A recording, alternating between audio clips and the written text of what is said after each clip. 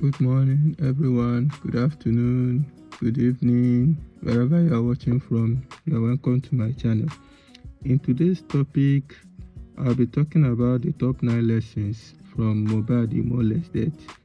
And if you'll be sticking around to the end of this video, number 6 is going to blow your mind. So hang on there while I share my lessons, what I personally learned from the whole saga, and what you might make use of it. But before I proceed, I wish the young man a peaceful death. This is strictly my policy, my opinion, and I am not trying to make out, situations or try to side one person or the other in the whole thing. I'm just trying to share my lessons, and I believe you are going to learn something from it. Now, looking at number 1 is, let us start from the root, starting from the birth and where Mohbad came from. The number 1 is the marriage lesson. Now, don't just marry because you are of age, either as a man or as a woman. Marry someone that will not disappear, or even if they are present, they will be fully absent in the lives of your kid.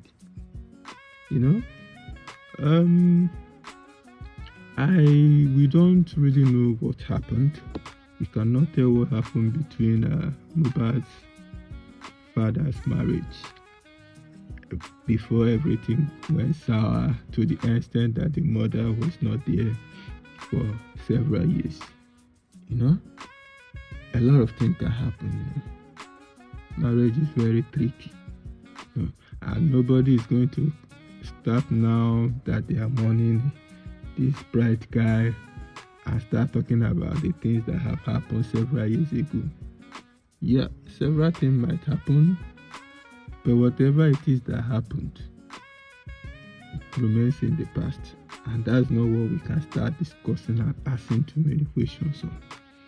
Yeah, I've seen a lot of people that are like, why did the woman come back since?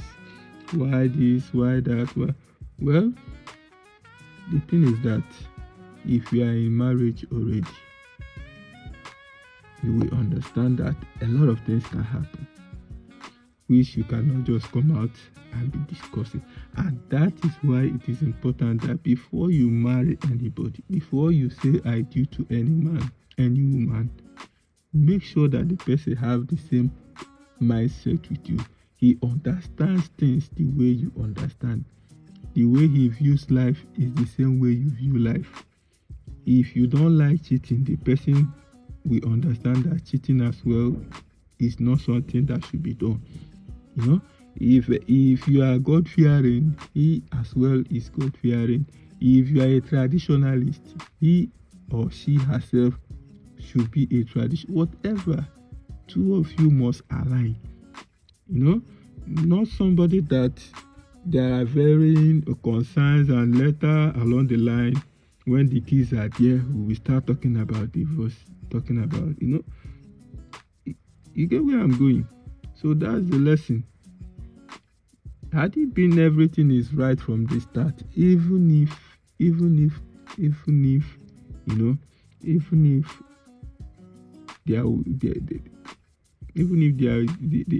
there was no separation in the marriage, had it been there was no separation in the marriage, the guy might have gotten the kind of love and the kind of instruction.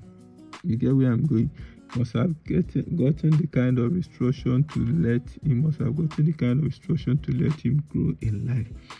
Now, I say number 2, discover yourself first. Yes, you have to discover who you are before you decide to ask for any help. Before you decide to go to anybody to ask for help, you need to be selective. You need to understand, this is who I am.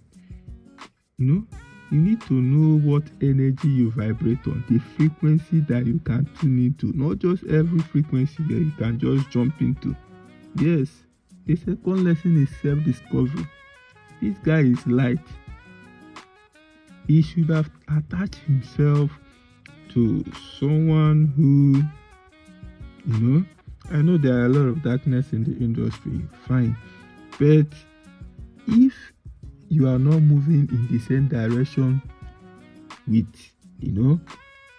or maybe the person is not vibrating in your frequency, or there is a chance that they are seeing competition in the frequency, definitely the person that has much power, which is the person you are looking for help from, will term yours. So discover yourself first, young guys, young ladies, men and women. You don't just go and be asking people to help you, to make you successful. Is this the kind of success you want? You need to discover who you are.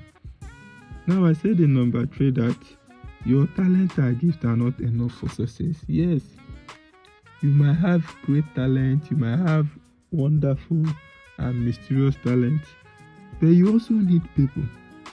You need people that will align with what you have discovered about yourself. Yes, when you have those people and you already know that this is who you are, this is where you are going in life, and this is how you want to be, this is that the discovering aspect that I mentioned in number 2 is so vast that you will even have to sit down, take notes. This is where I want to be. This is where I want to go. This is how I want to attain it. Who aligns with this? How is that person faring us at the moment? Can I get there by tagging myself along with the person? Not every help that you tag yourself along with. So let's move to number 4. The number 4 lesson that I learned is watch out for peer pressure. That everyone is doing something doesn't make it right and doesn't mean you can also do it. You may realize that you don't need to even be involved when it is already late. So don't just say, they are doing this, is everybody not doing it? Everybody is not you. And that is when you have discovered yourself. You discovered yourself and you know that, okay, this is who you are. You cannot just jump in and do everything that everyone is doing. You can't tag yourself along with everybody and you are trying to do what they are doing. They are smoking this, they are going to this place. No.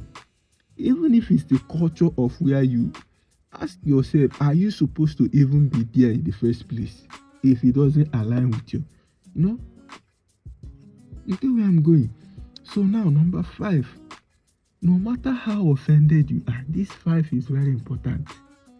5 and 6, no matter how offended you are at your spouse, your friend, or even somebody that is not your friend, never you threaten anybody.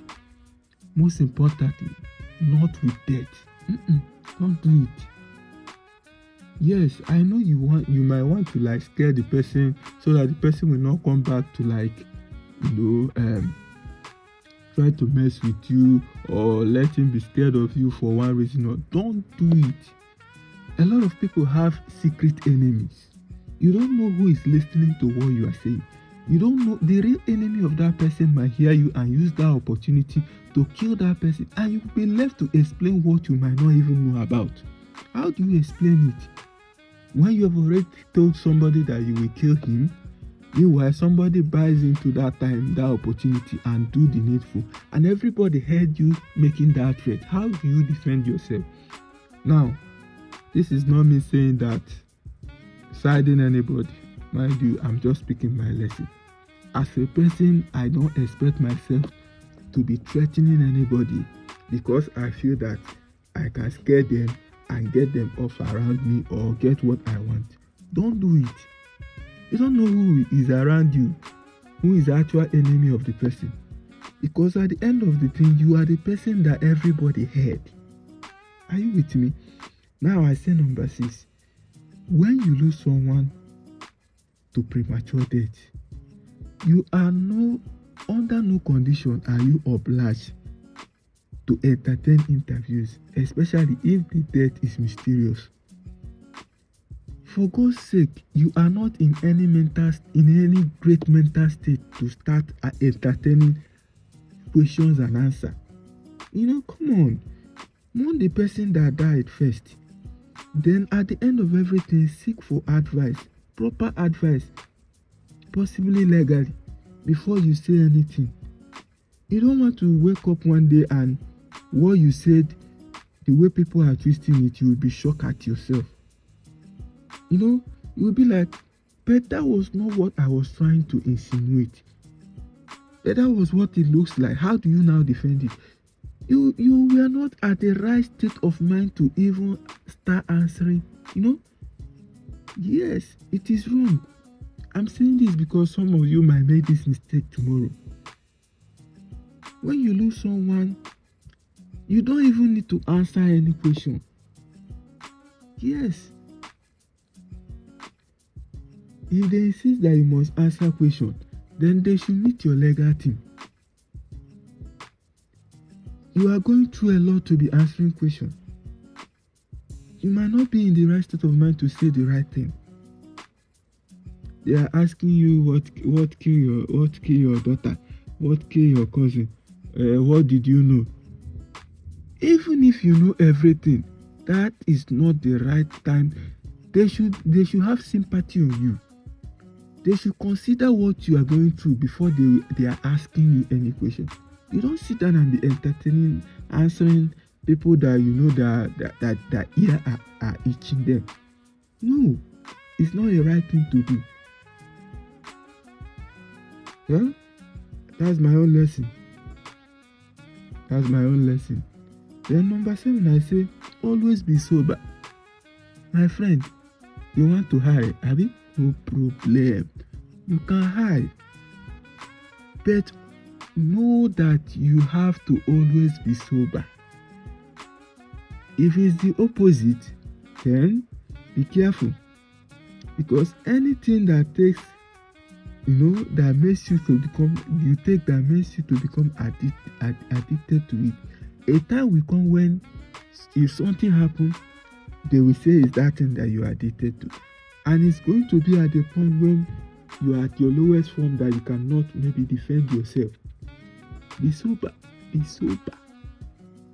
Eye small, let your eye also be clean. Don't be under influence for too long. Yes, even if you must be under any influence. If you can do it without influence, why are you being under influence? In fact, I don't even see why you have to be influenced if you have the talent in you. If you are so good in something. No, I'm not trying to judge at this moment. Don't get me wrong. But sometimes most of this lifestyle that we live are putting us at risk.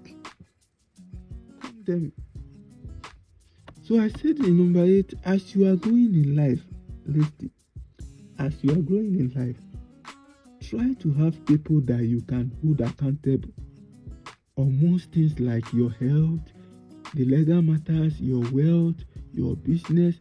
Delegate responsibilities. Let there be people that are known for your health. You have your own personal nurse. You have your own personal doctor.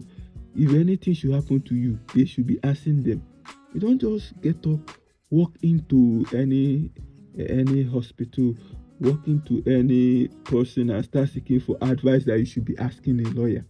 Or start seeking for business advice that you should be asking a financial advisor. If you can afford it, why not?